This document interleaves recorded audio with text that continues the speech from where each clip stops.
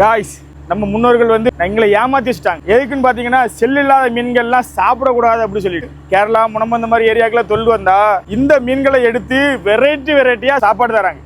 அந்த அளவுக்கு அழகா இருக்கு. இது சிலுக்கு. நம்ம ஊர்ல பெரிய அளவு சாப்பிட்ட கிடையாது. இது வந்து நாங்க சுட்டு சாப்பிடுவோம். இது வந்து தோல் கிளாத்.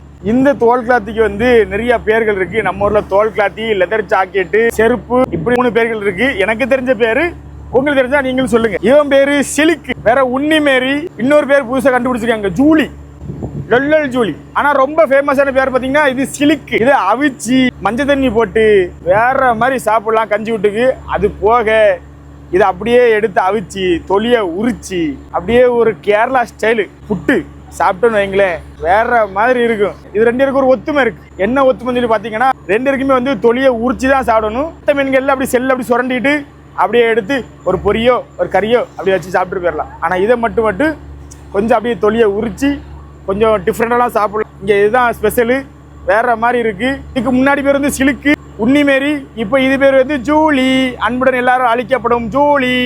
இங்கே பாருங்க, இதில் இன்னொன்று இருக்கு. இந்த மீன் வந்து